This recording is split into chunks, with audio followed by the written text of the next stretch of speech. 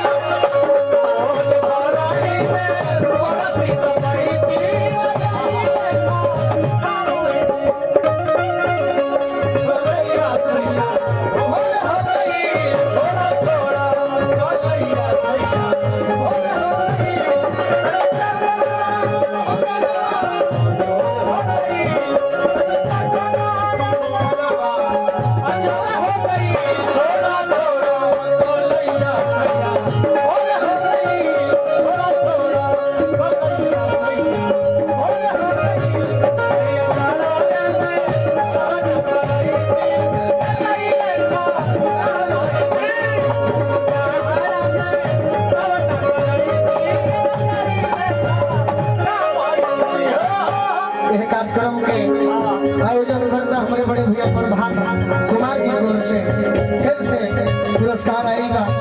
बार बार हम प्रणाम करो। अंत में मेहरारू को होता है जोखमी जितेंद्र को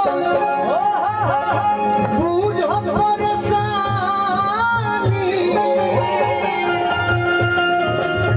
मारी दी पाला जदी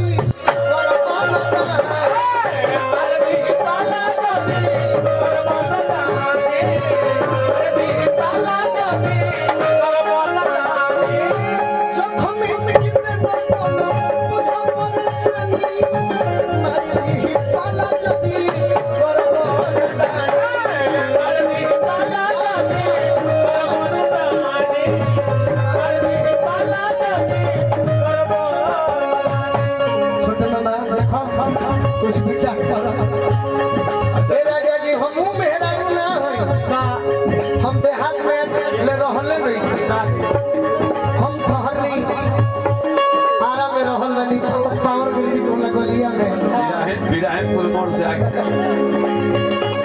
अब हम देहात में रहल रही थी तो ई जमी थी कि मरद जब बाहर जाल तो दहियो गुड़ खिया के जतरा बनावल जाला बाकी हम ताजले पावर ग्रिड वाला गलिया में रहल बनी मंगवार जी का दुकान में तो हम करब का उठलाली रोटी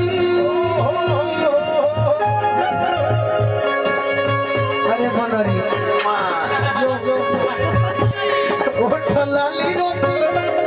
उठलाली रोटी कौन के खियाई दी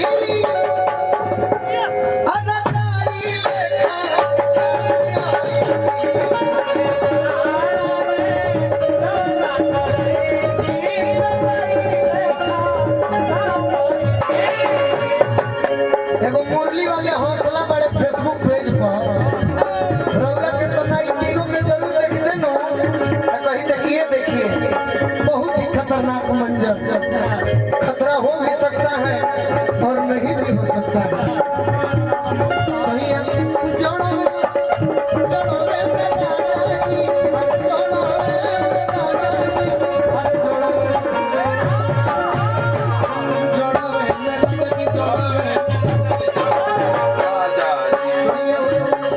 सही